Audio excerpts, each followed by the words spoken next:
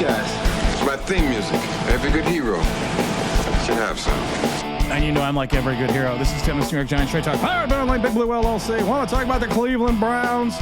Want to talk about if there is a possibility for the Giants to get right in Cleveland, because Cleveland has a plethora of injuries.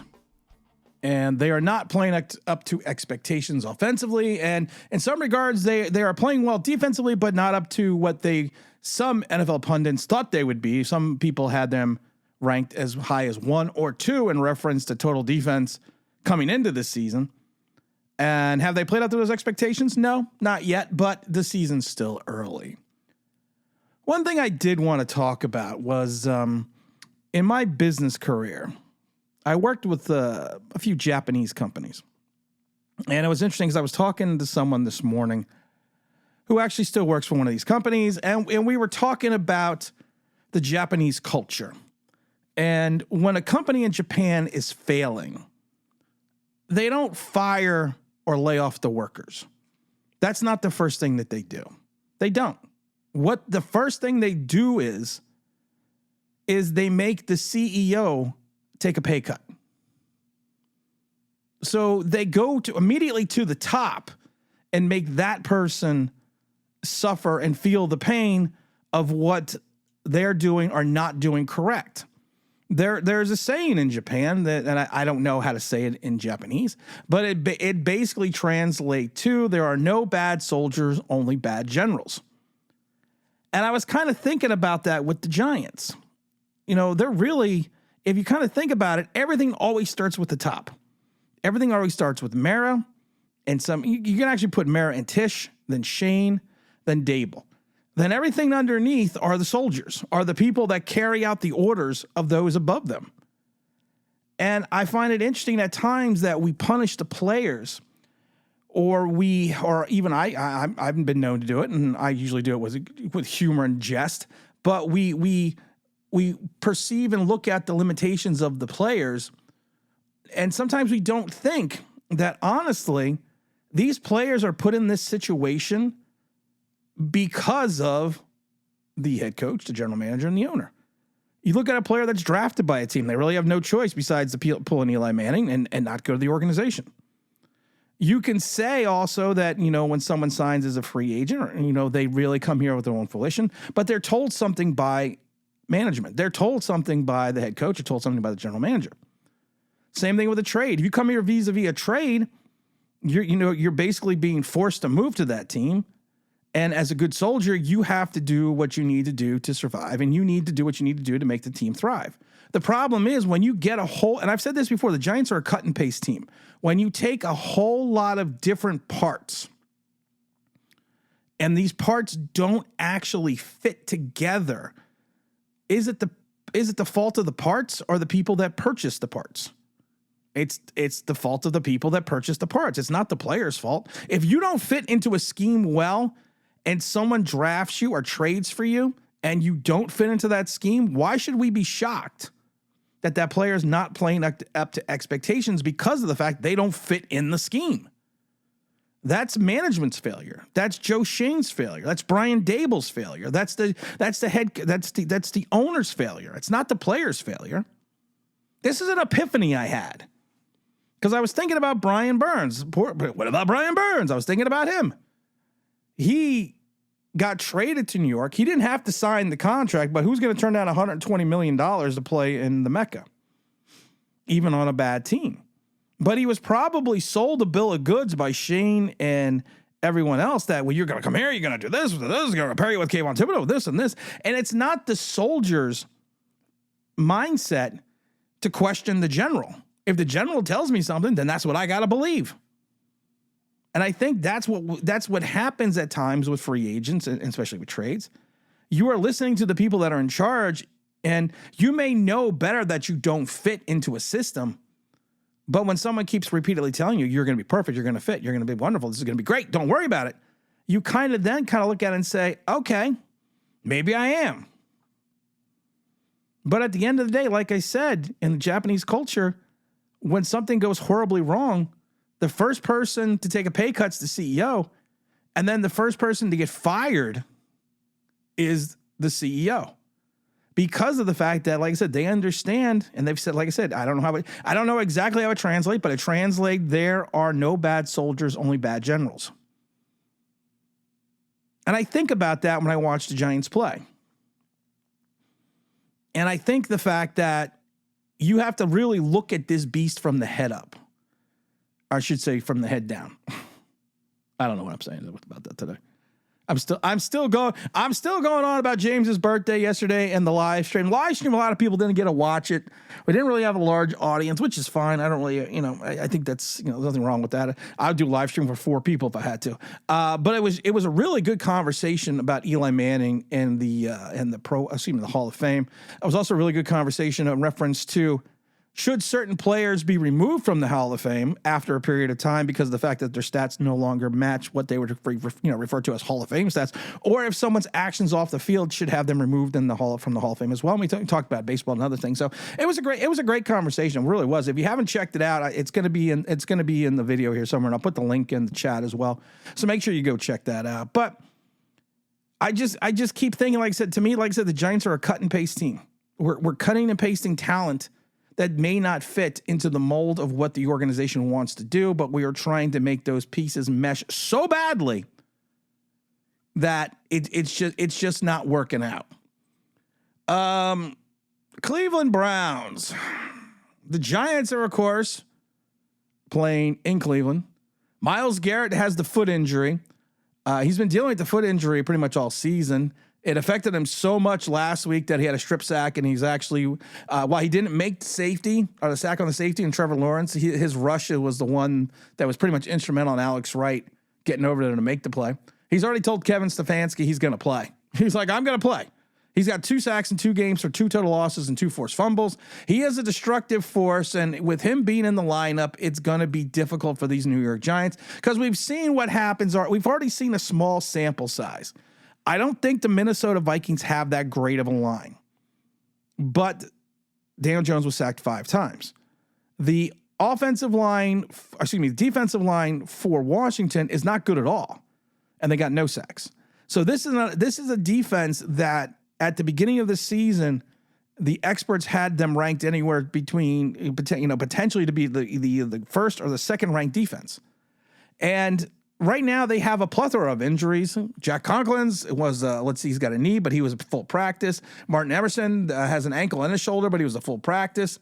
Myles Garrett didn't practice. You also got Jones, the offensive tackle, didn't practice. Jerry Jeudy was a full practice. Joka didn't practice because of the ankle. And you got a bunch of guys down the list, but there's more more full practice and limited practice than did not practice. So it's going to be interesting in reference to the injuries. The Giants right now had Nick McLeod, who didn't practice. Darius didn't. The linebacker, of course, did not practice. He was limited practice. Isaiah Simmons was limited practice, but it was not injury related. And Kayvon Thibodeau was limited as well with the shoulder injury. I keep thinking, can the Giants figure out something about this? Can the Giants figure out a way to beat this team in Cleveland? Now, there's always a way. We're always hoping there's always any given Sunday. But it's one of those things that you kind of think, is this year always going to be an uphill battle? I'm looking at David Joka right now is unlikely to play against the Giants. So that's good for the Giants regard, because the tight end position is still a problem for the New York Giants. You let the 497-year-old Zach Ertz, get 64 yards on 4 catches. So I'm not too overly enthused about our ability still at this point in time to cover the tight end. But then you also have to look at, because they have Jordan Atkins, I can't remember the kid's name, but he's a good tight end as well. So he will be able to play. You also have Elijah Moore and Jerry Jeudy out there on the wide receivers. You got David Bell and Amari. We always forget about Amari Cooper, but he's floating around there. The key to this whole game is going to be Deshaun Watson. Deshaun Watson right now is completing only 58% of his passes for 355 yards. He's only averaging 4.5 yards a play. His longest completion is a 30. He has 1 touchdown and 2 interceptions and has been sacked 8 times. He's nowhere near the Deshaun Watson that we remember with the Texans. He hasn't been that Deshaun Watson in years. I mean, let's be 100% honest about that. I mean, his tenure in Cleveland has been horrid. And really, like I said, he is 3 years now removed from that 2020 season where he threw for 4,820 and 23 yards, 33 touchdowns, and 7 interceptions. So he's far removed from that. He's far removed from missing the 2021 season. He's just not the same player. And I always get worried when we run into a quarterback that had some success or truly had some success in the NFL and is kind of, on that downward slope, that they have this ability to get right against the G-men, because the secondary is going to be suspect at best. The defensive pass rush will need to finally get moving for us to have something so you could take some relief off the secondary.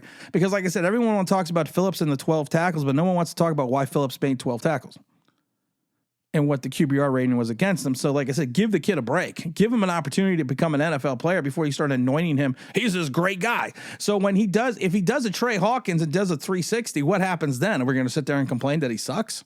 Yes, because we're Giant fans. Not here, but that's what's going to happen. So if you're going to look at the Giant defense attacking this Giant, the Deshaun Watson, you're going to have to look at. I'm not overly enthused about Cleveland's running game.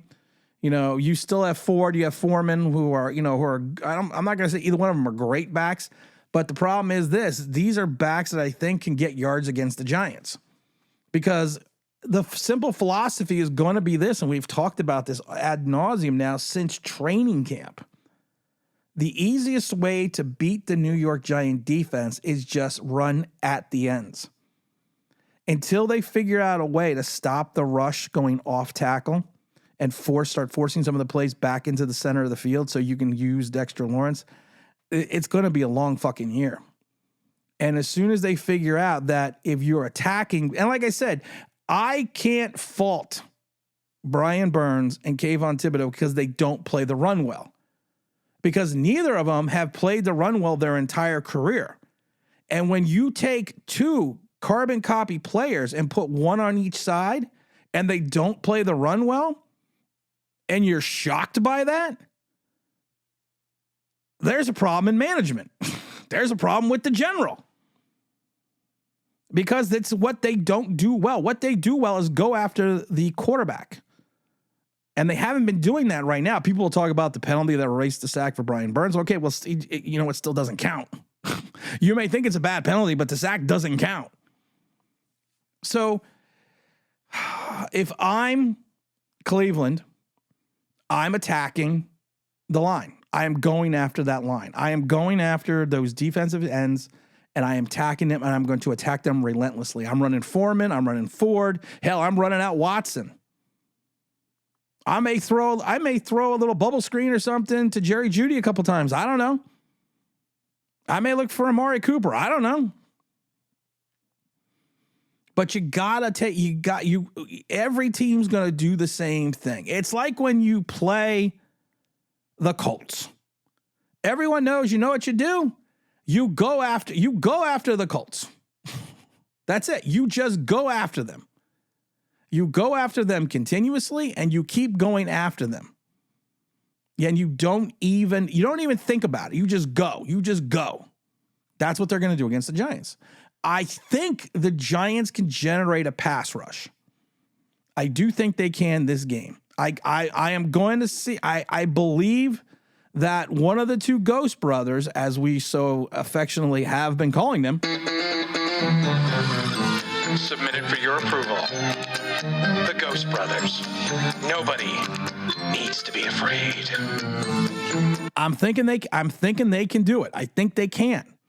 But the problem is this: once you do that, you may have to commit another guy like a safety to come in like you did last week, but they still have some offensive skill players. And why they only have Terry McLaurin really over in Washington, you got some guys in Cleveland that if you go one-on-one with Amari Cooper or Jerry Jeudy or Elijah Moore or what's his name, Atkins, or even David Ford at times, you have potential to get burned. So we're going to need to watch out for that. But I do think we can generate a pass rush. It's going to be how well the run game holds up, and it's going to be how well the pass defense holds up. On offense, like I said, you are going up against a good defense. They gave up, 33 points week 1 to Dallas. But like I said, there are still some good defensive players on this team, even with the injuries. This team right now does not have an interception. So you got to look out for that. And their sack totals through 2 games are not that, are not mind blowing, but you do have Garrett who has 2. You got Quentin Jefferson with 1. Even Dalvin Tomlinson got 1. You got Alex Wright you got 1. He's got that big sack. You got Smith who's got a sack. You got Jordan Hicks. They have linebackers. They have an okay secondary. I'm not overly enthused with their secondary in Cleveland, but they do have what I like to refer to as an NFL secondary. Their linebacking core, I think, is going to be their strength along with their pass rush. So if I'm the Giants, you're gonna have to have Daniel Jones avoid doing. It's Daniel Jones, Captain Red Stripe Man. If Daniel Jones turns into Captain Red Stripe Man and continues to try to find Neighbors, he's going to get Neighbors killed. And he's going to get himself killed because this pass rush is not going to allow Neighbors to get as deep down the field as they did in Washington. He is going to have to maybe run 6-7 yard outs. He's going to have to run something, but he's not going to be able to get as deep as he was doing in Washington because this secondary is good enough. And like I said, even with the injuries, the pass rush is good enough as well. Can the Giants generate a run game against Cleveland?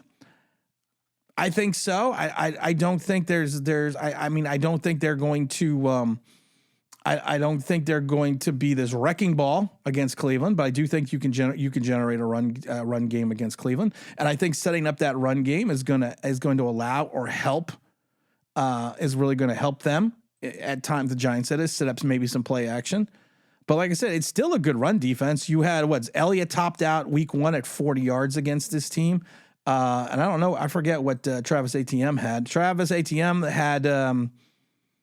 He had 13 carries for 50 yards. So there is still a quality defense here.